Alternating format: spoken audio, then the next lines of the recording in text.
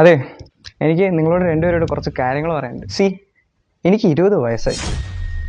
I am not a kid anymore. മനസ്സിലായില്ലേ? ഞാൻ കൊച്ചുകുട്ടിയൊന്നുമല്ല.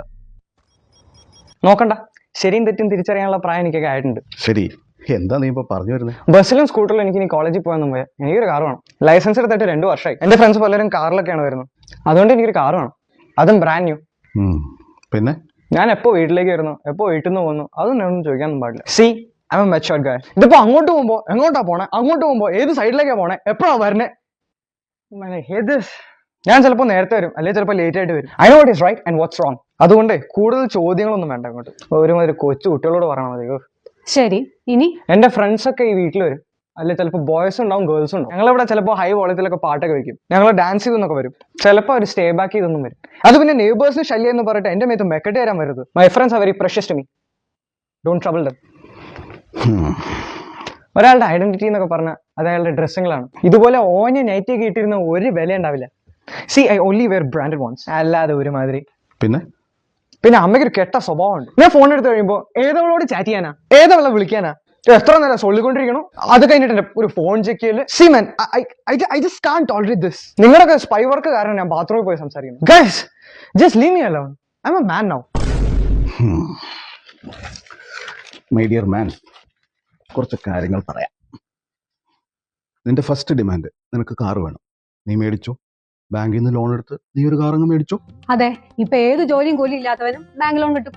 നിനക്കാണെങ്കിൽ ഇതുവരെ ലോൺ എടുക്കാത്തതുകൊണ്ട് നല്ല സിബിൽ സ്കോറും കാണും. പിന്നെ വണ്ടിക്ക് പെട്രോൾ അടിക്കുന്നത്, ഫാസ്ടാഗ്, സർവീസിന്, ഇതിന്റെയൊക്കെ പൈസ നീ തന്നെ കണ്ടെത്തണം. അതെ, ആ കാറിൽ നിനക്ക് കോളേജിലേക്ക് മാത്രമല്ല ഗോവയ്ക്ക് വരെ ടൂർ പോവാം. നിന്റെ കാറ്, നിന്റെ പെട്രോൾ. പിന്നെ രണ്ടാമത്തത്, നീ വീട്ടിൽ തോന്നുമ്പോ വരും, തോന്നുമ്പോ പോകും. നിന്നോടാരും ചോദിക്കരുത്. അവൻ സ്വന്തമായിട്ടൊരു വീട് മേടിച്ചാൽ നമ്മൾ ആരെങ്കിലും ചോദിക്കാൻ പോകും?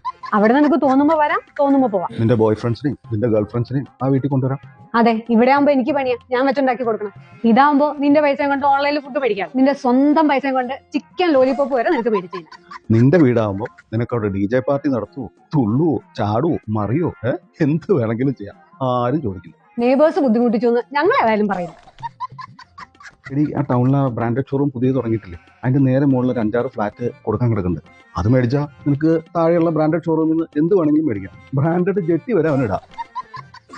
എടാ മോനെ, അവിടുന്ന് അമ്മയ്ക്ക് 2 ബ്രാൻഡഡ് ആയിട്ട് മേടിച്ചാണ് കേട്ടോ.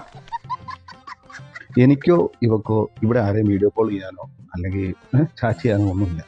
നമുക്ക് വൈഫൈയുടെ ആവശ്യം പോലും ഇല്ല. മൊബൈൽ ഡാറ്റ ഉണ്ടെങ്കിൽ ഞങ്ങൾ സുഖമായിട്ട് ജീവിച്ചു. അത്രയ്ക്കുള്ള മെസ്സേജ് നമ്മൾ അയക്കണം. ഇനി ഇതൊന്നും അല്ല, നീ ഇവിടെ തന്നെ തുടരാനാ ഉദ്ദേശമെങ്കിൽ ആ വൈഫൈയുടെ ചാർജ് നീ കൊടുത്തേരെ, ആ മൊബൈൽ ഡാറ്റയുടെ ചാർജ് നീയും കൊടുത്തേക്ക്. നീ എത്ര നേരം വേണമെങ്കിൽ വിളിക്കുവോ, സൊല്ലുവോ, എന്ത് വേണമെന്ന് വെച്ചാൽ ചെയ്തോ. ഞങ്ങൾ മേടിച്ചെന്ന ഫോണാണെങ്കിൽ ഞങ്ങളത് ചെക്ക് ചെയ്യും. അവൻ കാശ് കൊടുത്ത് മേടിച്ച ഫോണാണെങ്കിൽ നമ്മളെന്തിനാ ചെക്ക് ചെയ്യാൻ പോണേ? അതിന്റെ ആവശ്യമില്ലല്ലോ.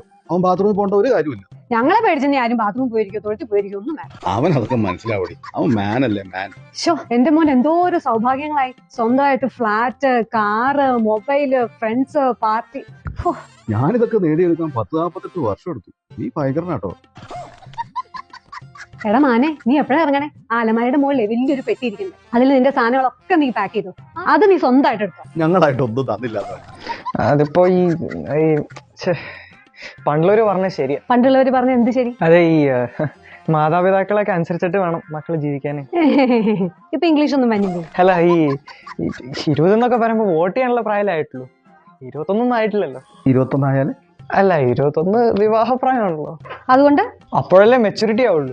അതിനെനിക്ക് 1 വർഷം കൂടെ ഉണ്ട്. അപ്പോഴേ ഞാൻ മാൻ ആകുള്ളൂ. മാനേ അല്ല, നീ എങ്ങോട്ടേ പോണേ? ഞാനിപ്പോ ജനല് വഴി സ്വിമ്മിംഗ് പൂളിൽ ചാടിയിട്ട് അങ്ങനെ സ്റ്റേഴ്സ് ഇറങ്ങിയിട്ട് ഇറങ്ങി ഓടാൻ പോവാണ്. അങ്ങനെയൊന്നും ഭാവിയിൽ കാണിക്കാതിരിക്കാൻ വേണ്ടിയിട്ടാണ് നിന്നെ ഇങ്ങനെ വളർത്തുന്നത്. നീ ഒരു ചായ എടുക്ക. അവന്റെ ഓരോ